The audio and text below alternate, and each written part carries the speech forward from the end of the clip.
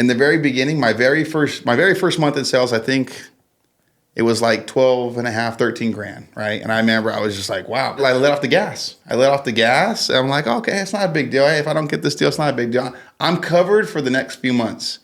And I learned really quickly. That's a bad headspace to be in. Freedom, impact, money. This is the Closers Network podcast. Let's start here. Like, why don't you tell everybody your name and how you even ended up at One Call Closers? Great question. So, name's Christian Urbina. How I ended up kind of at One Call Closers is actually Richard's my cousin. Basically what happened is I was in a career for about 15 years doing construction. Mm-hmm. Good career, will never knock it. Started getting to a point in my career where I felt like advancement was starting to slow down. And it just so happened to be right around the time I ended up reconnecting with Rich again. We kind of separated for a little bit, a couple years. And we were just chatting. So reconnected, we're chatting it up. And he was basically just telling me like, hey, it's like, not him actually, it was actually my wife, Sarah. She was talking to his sister. And she was the one who was telling me like, hey, you should get with Rich and kind of see what he's got going on.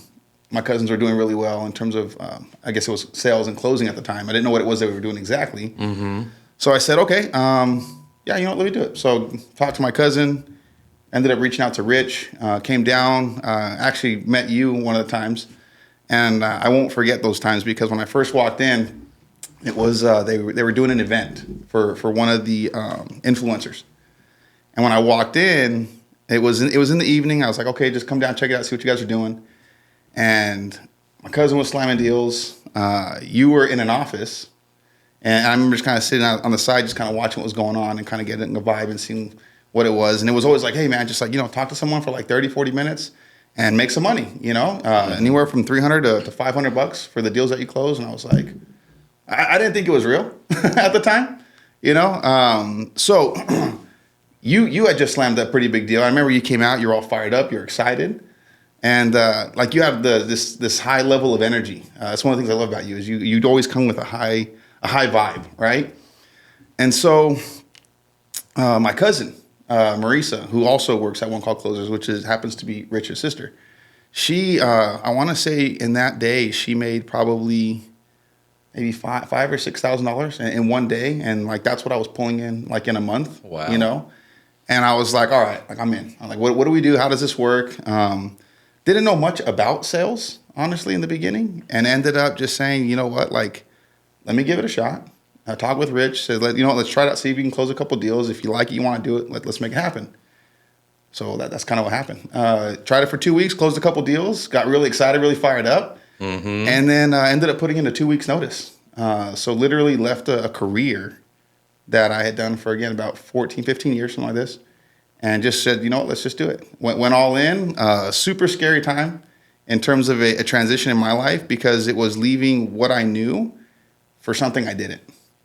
And that's a scary place to be. But when you go all in on something, I've come to learn, and you don't give yourself the opportunity to fail or go backwards, the only place you're going to go in is towards success or moving up, basically. And that's kind of how it happened, man. So basically quit my career, jumped into One Call Closers, been here for about 2.5 years. That's awesome. I love it. Thanks for sharing that. So for someone who maybe doesn't have a family member or a trusted person or someone that they know in the business where there's a little bit of maybe that extra push that was there for you, right? Knowing that, hey, Rich is your cousin, your cousin Marisa's there. Sure. They're very transparent about how much money they're making. What would you say to someone, you just mentioned going all in, what else would you add on to that for someone that's looking to do this but doesn't have that type of a circle to feel maybe really more trusted to make a jump like that and go all in? So I did have a lot of support in the decision. Right? From my family alone, my wife was the one who constantly pushed me towards it. I think if you don't have what I had, which I would say is to a degree is rare, it's still something to so I guess I'm not really sure how to answer because I'm trying to think like at the time, this was never on the spectrum for me. It was like never on the horizon. I never thought I was going to get into sales. Mm-hmm. So when I had that kind of came in, I had a good environment. It might be different than a typical person kind of looking to get in the industry. I would say if you're looking to get in the industry, though, you're going to want to surround yourself with people that can keep you at a high, right? People who can push you, people who can encourage you, people that you can practice with. Spend a lot of time doing your research.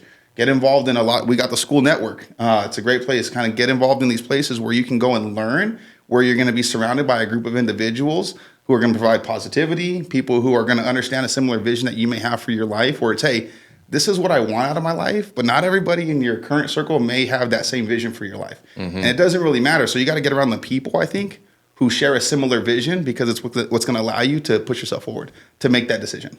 100%. I agree with that. And, as a testament to my own story, right, is, that's how I met Bedros, and just randomly went down to a San Diego event for 3 days, bought a ticket down there last minute, and just surrounded myself with the right people, which ultimately led me to meeting Richard, which ultimately led me to ending up here. So I 100% agree with that. That's awesome. It's a scary transition to literally just say, hey, this is what I know, and I'm now going to leave what I know to go into the unknown. And it's scary because people get comfortable, you know? And I would say that my life at the time was comfortable and uncomfortable at the same time. And it was just like, okay, you know what? I can keep doing this, or I can start to broaden my views, right? So once I started surrounding myself with people who, and not just Rich, but yourself included, people who are on the accounts that I've worked on, people I've come to meet now, everybody operates on a higher level, more or less, than I. Even some of the accounts that I've closed for in the past, I've learned is that if you want to get somewhere that you haven't been, you got to be with the people who are there, and they can kind of help fast track your success. Because one, they're going to know how to do it. They're going to show you how to do it. And then you're cutting out all of the BS and the nonsense of trying to figure it all out. I was trying to go somewhere with this, but I lost track of it. So no, that's totally cool. No, that's awesome. That's awesome. I appreciate you sharing that. Now, I'd love to dive in, making a transition and getting into a space where you have no familiarity with, right? What are some of the initial challenges that you've had to face and maybe you overcame that were maybe the most challenging for you? So coming into sales, I would say when I first came into sales, I was a salesperson. So it wasn't really understanding. It was more just feeling like I had to follow the script or the questions that I was given. I think for me, it was really just putting in terms of challenge, a lot of time. I remember when I first came on, I was working 10, 12 hours a day, 7 days a week. And fortunately, the accounts that I was closing on, that they had inbound leads coming in that were able to fulfill the capacity. But it wasn't easy, because for me, having a family, leaving this as my only reliability to create income, going all in on something, I also had to get better. And the only way I was going to get better for myself was to put in the reps. So a lot of reps, a lot of time, a lot of dedication, a lot of calls, learning to get comfortable with rejection, because it's going to happen a lot. I would say I'm a pretty easygoing guy, not non-confrontational to a degree. So when you get on these calls and you get to the end of a call and someone doesn't want to buy your product, in the beginning it was just okay, maybe this just isn't a good fit. It wasn't. I wasn't good enough to understand more of the closing aspects of diving in and combating beliefs and instilling belief into people, and realizing someone that I'm talking to has been in a position where something in their life is not right. And what they're trying to do is make that change, right? Right. And usually they're operating on a lower level of belief. And so trying to have a higher level of belief in myself to pour into these people to get them to the point where they're just you know what? Yes, you're right. If only way something's going to happen is I got to make a change, you know? So the biggest hardships I had, though, was, one, it was hard on me personally to spend a lot of time coming in, but well worth it. And then it also took a little bit of a toll, I would say, on my personal life in terms of my family and things like this. So I've got a wife, I've got 3 kids. So constantly being here from sun up to sundown, constantly taking calls, it was hard, but now it's not needed. So I can do similar numbers before with less effort. 100%. And now that we don't really have the office environment anymore like we did a few years ago, how do you think that's changed for you as far as working more so virtually and knowing that, hey, we have almost a couple hundred people that are working virtually? That's hard. That's really hard, actually. So coming into this again, my experience was being surrounded constantly by those people who were big thinkers, people who would encourage you, people who would push you. And so coming to a place where you have that vibe when someone closes a deal and we're slamming gongs and everyone's getting fired up, everyone's yelling, everyone's screaming, everyone's having a good time, it keeps the energy levels like at a peak, you know? You remove the office, now we kind of have the studio and the gym and things like this, and you go more to the remote. It took a transitional period again. I almost felt like I had to come in a little bit and kind of relearn some aspects on how to keep myself motivated because I was relying a lot at the time on external motivation. So I love external motivation. I would say I'm an externally motivated person, but I've been learning to be more internally motivated, right? Yeah. Pushing myself. And even if that means just reaching out to people myself, I call you on occasion, you know, a couple times a week, just to, hey, Mike, it's going to be a great day. Something to kind of level up my vibe, just feel better, have a higher level of energy before I go and I get on a call with somebody and I'm not in the best headspace or something like this. So I think working remote in an environment where you don't have that constant encouragement requires you to a degree, reach out to people as well, leveraging our communities, leveraging our Slack channels, leveraging our teams that we work on, and working with individuals to make sure that you still have a connection and that you're still working with people that are going to kind of push you still. That's awesome. That's awesome. Okay, cool. Looking back, you know, you sold now for many influencers in the space. Yes. A lot of different offers, right? Is there any particular influencer that maybe stood out to you that's helped make an impact in your life other than what you've been able to learn and take away being a part of the One Call Closers team? 100%. That's going to be my boy Thatch. Big Thatch. So sold for the Springboard account for Thatch Nguyen. Thatch is phenomenal. I don't know a guy who's probably as true or as real as an individual. I mean, I could literally just, if I want to, grab my phone right now and shoot him a message. There's a 95% chance that he's going to respond back. And so I liked him because he also, I would say, falls into that category of like surrounding yourself with bigger people who think bigger than you. Taught me to dream big is one of his slogans, you know? And so it's like, okay, opening your eyes, looking at what you really want, and then figuring out how you're going to get that is taking actionable steps, you know?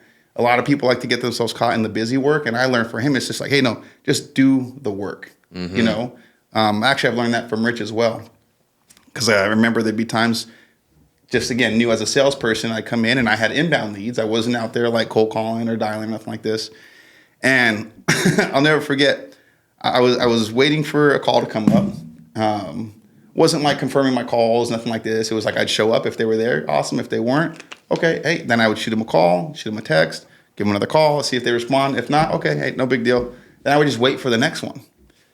And it was just like, there wasn't a hunger or a drive at the time to, okay, what can I do to kind of drum up business, right? And not realizing that talk time becomes really, really important as a closer to figure out, okay, hey, I need to be on the phones because that's where I make my money, you know? Right. So I would, if people weren't showing up or not confirming or just no showing, sometimes I'd have like gaps in my day. And so just now, again, looking back and looking at what I can do better, it was, hey, you know what, let me start reaching out to people. Let me start kind of going back through my pipeline. Hey, what can I do to be better?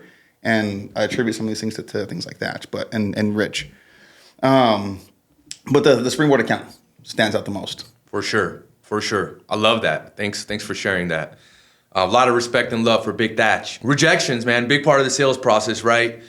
How do you feel like you handle objections to maintain a positive mindset, or how do you feel like? Is there anything specific you feel or do when you do get an objection? Do you have some sort of framework for that? So when you get hit with objections, usually it's because we kind of missed something in our discovery, you know? And so at that point, I think it's just putting yourself in the prospect's shoes, right? There's something, obviously, clearly they're here to try to find out that they can either do or achieve. And I failed to present in a way that maybe couldn't help them.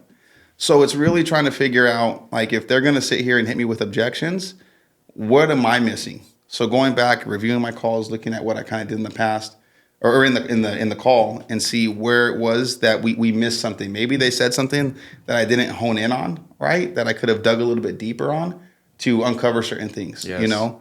And I forget, what was the first part of the question? Just, do you have like any type of like a framework, or is there anything that any emotions or feelings or anything comes up like when you get hit with an objection? So in the beginning, I got hit with objections. It was uncomfortable. Didn't like it.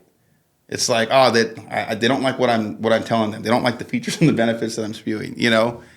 But then I got to a point after getting better, being coached by yourself, being coached by Rich live and in person, I would get excited for objections. And I think that's something that as a closer, right, not just as a salesperson, you have to be excited for objections because they're going to show up. And if you're not excited, if you're not fired up, it's going to be really, really hard to sit here and get to that point where you spend a lot of time and a lot of energy speaking and talking to someone.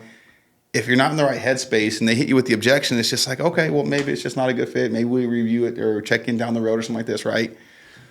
But I remember when I had just a high level of conviction, a high level of belief, a high level of energy, and the excitement for the objections, it didn't matter what they said. I mean, I would get on calls with people and Christian, I'm not buying.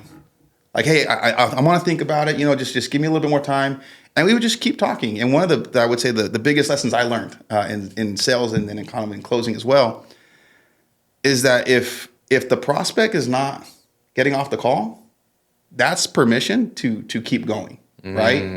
And so they're like, if we're still carrying on a conversation, there's something here. You're not leaving. You haven't hung up the phone on me yet. So what is it? And all I've realized is if I can just keep, pushing gently, and asking questions that kind of challenge their beliefs and their thought processes and kind of try to reframe their way of thinking because what they're thinking and how they've been operating is what's put them in their current situation. They need to change that. Right. And so I like the fact that it was just, hey, just keep pushing, just keep pushing, just keep pushing. Ask more questions, get more clarity, get back into the close. And I'll never forget, I had this one guy, it was actually for a Springboard account. He's just like, I'm not buying. He must have told me, no, I'm not buying 12 times, 12, 13 times, something like this. And I actually have this call recorded. It's probably one of my favorite calls. And he's just like, it's not happening. I got to buy a new car. I've got to get some people out of my property. I got to fix it up. Like I have the money. I just don't like the value wasn't there for him to a degree. It's like I have the money to do it, but I have other things that are more important, right? And we just kept going. So we had a good conversation, good 30 minutes, hit me with maybe more or less the first objection around 30 minutes. Then we dove into the close for about another 30. And it was just no. It was like getting ready for lunchtime. I remember actually Rich in this office just telling me, he's just like, hey, Chubbs. He's like, like he's not going to buy. Like, let's just go get some lunch, But this is where I talk about that belief and that high level of energy and that conviction. I remember I hit the mute. I'm like, no, this guy's closing. I was like, watch, he's right there, And so got back into it. We kept going. And he's like, look, I'm not going to do it. And I remember it because you can go to the end of the call. You can play the section. He's like, I'm not doing it. And literally, I want to say within like 30 seconds, he's like, you know what, man? F it. Let's just do it. Let's just do it. And I was like, okay, I'll say, hey, let's get it going. Hey, let me shoot you over the link. We got him in. He was excited. He was fired up, right? I was like, hey, you talked about you got all these payments and all these things. I said, do you want to do the payment plan? He's like, no, man, you know what? Let's just pay it in full. Shot him the link. It's probably one of my favorite closes. I know it broke a belief of Rich's that like when a prospect says no, I think a certain amount of times, like, hey, I'm not buying, that they're just not going to buy, And at the same time, he wasn't getting off the call. He wasn't getting off the call. Hit this guy with a ridiculous amount of analogies and stories. And I just remember he was just like, yeah, man. I do care about the people. I do want to do what I do ethically. It's not about just pushing you to do something you don't really want to do.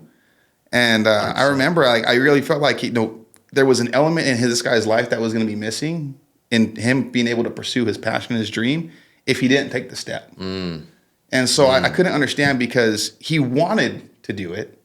He had a girlfriend, fully supportive, encouraged him, wanted him to do something. I wanted him to do something. So I just didn't understand like why I cared more about him, why his girlfriend cared more about him. Like, why does everybody care more about your success than you? And I remember I asked him this on the call. And he's like, you know what? He's like, you do care about me. He goes, I understand that now. He goes, because we've been talking for about 30, 45 minutes now. He goes, and he's like, obviously, if you didn't believe in what you do, we wouldn't still be talking, So yeah, you got to be excited. You got to be excited for those things. There's a lot of nuggets in what Christian Big Chubbs is dropping right now for everyone listening. There's a lot of stuff in there that's really powerful that can really help you jumpstart if you're not already in sales. So that's really good stuff. I'd love to know from someone who's coming from a construction background, and if I'm not mistaken, at times we're in the car for 4 to 6 hours a day just to be driving to get to your destination. How does it feel to have some control over your time these days? In the beginning, I didn't. Nowadays, I have a lot more control over my time. Gosh, yes. So we're in Corona, California. And because of where I'm located, for the company I used to work for is an electrical contractor called Berg Electric. Great company. Love the people, awesome guys. But I was centrally located basically between San Diego, like Palm Springs, and then like Oxnard, kind of. And each of these places are a ways. You know, everything was about an hour to maybe 2, sometimes just like driving, and then you throw into like traffic. You know, so I would be taking. I'd have a job that I'd be out in Oxnard. I'd be working. It was just no traffic, hour and 45 minutes, maybe 2, sometimes to get out there. With traffic, it would literally turn into 4 to 6 hours in daily commute to and from. But it would be the 15 to the 91 to the 71 to the 57 to the 210 to the 134, all the way out. You know, so I'm 101. And then to the 101, yes. So it was just like 7 freeways. You get an accident on one of them, you're done, you know, and it was just brutal. So I spent a lot of my time in the car, on the roads, and it was just, I remember coming home always tired, exhausted, worn out. I remember I'd come sit down on a couch and just knock out, you know. Fast forward, though, now doing this, being remote, having more flexibility, having the capability to set my own schedule, I enjoy it a lot more. There's a freedom to it, you know. So you dictate your own schedule. You can be as hungry as you want. You can pursue as much as you want. Like, there's no limits. But at the same time, it doesn't mean that you can't make adjustments, right? Like, if I wanted to take a day off or take a morning off to come in and do a podcast, yeah, let me go ahead and do that, yet still have calls lined up later today. Like, I'm flexible. Right. And so there's something about having flexibility with your time that's nice, that's because very enjoyable. You know, I know a lot of people or in closers, it's like, hey, I work 3-4 hours a day. That 3-4 hours, I got to make those count because that's all I'm going to do. But I know they're making anywhere from 25 to 40, 50,000 a month, working 3 to 4 hours a day, you know? So there's a lot of freedom in it.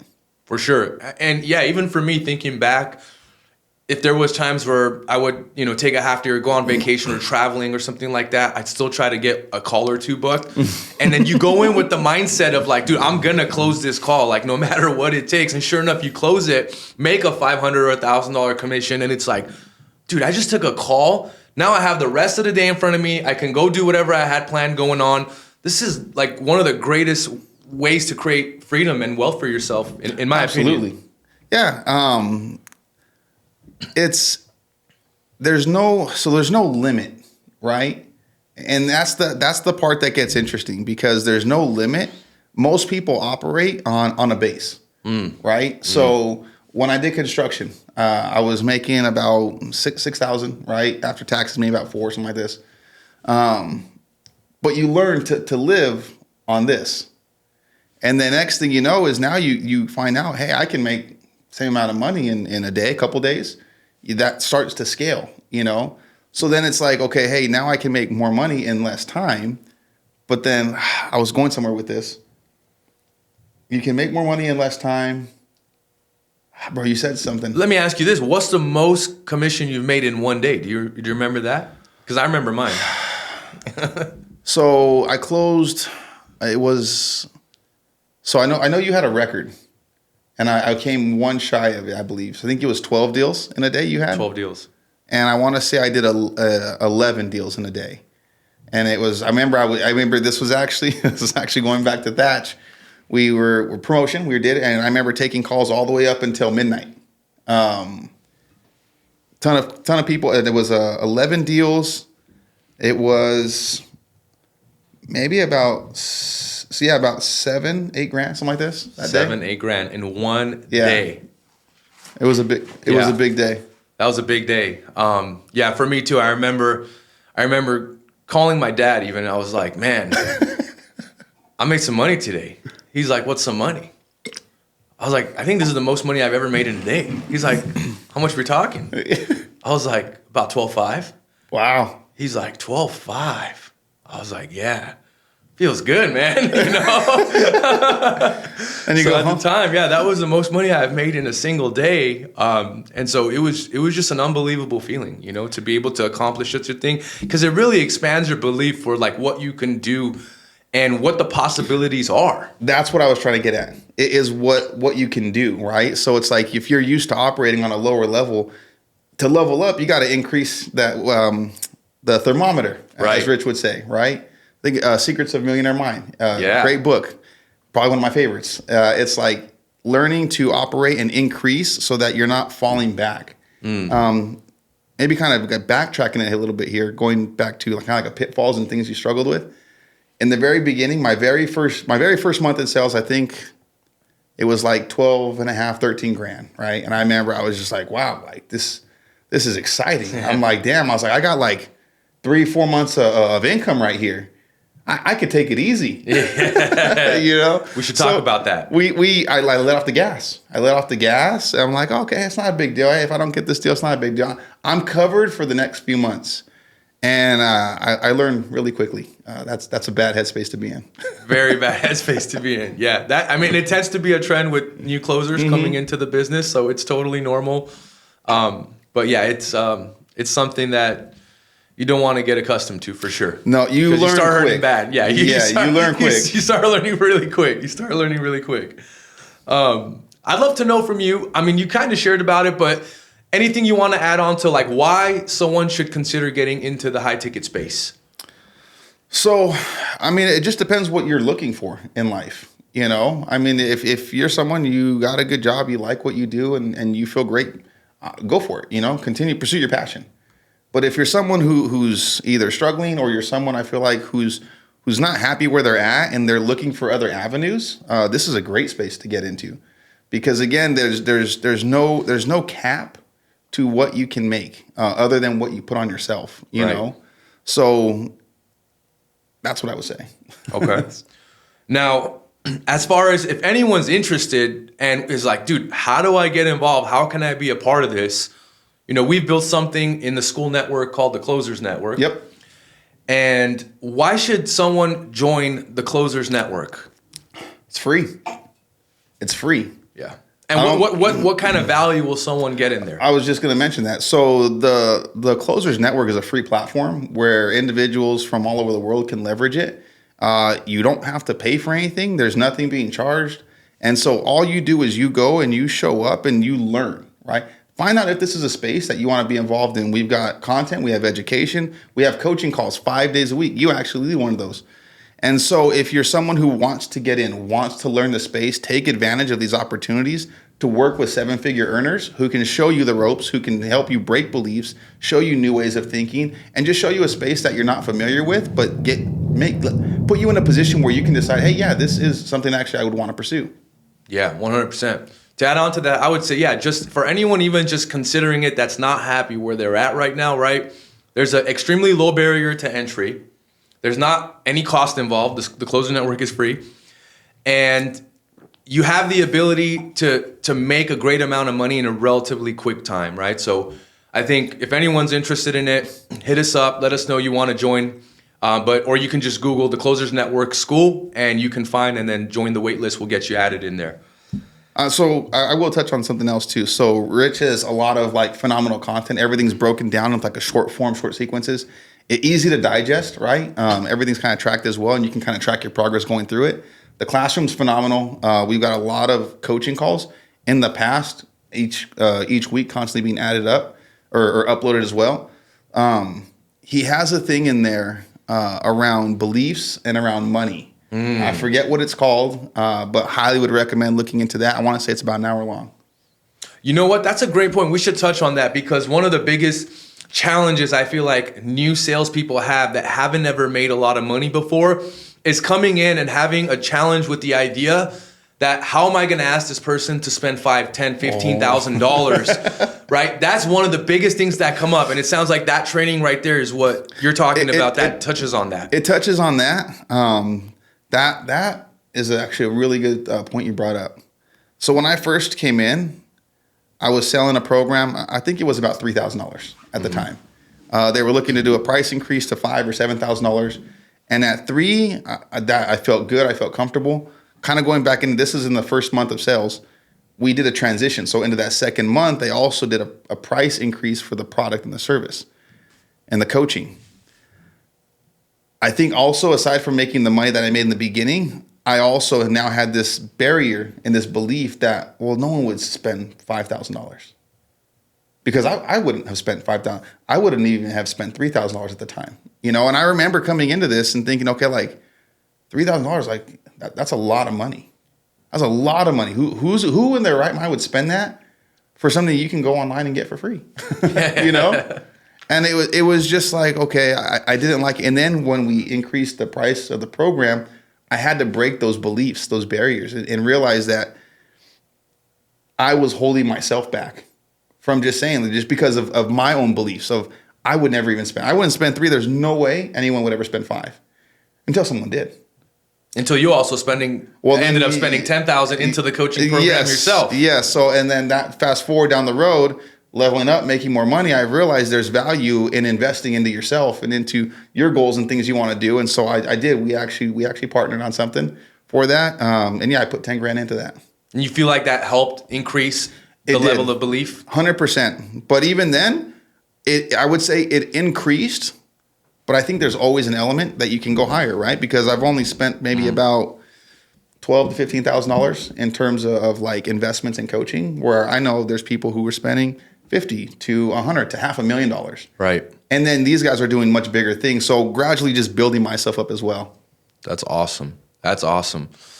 Final thoughts. Is there anything you feel like, any wisdom you want to share, anything we didn't talk about that you feel like is important for the listeners to listen to? I would say, if anything, seek opportunities. Look at life as an opportunity, because that's what it is. Every day you wake up, it's an opportunity to go out and do something, right? Find a way to be better than you were the day before, and that could be hard, especially if you don't have any level of support, if you're doing things on your own. Seek opportunities, but also seek individuals that can kind of push you along.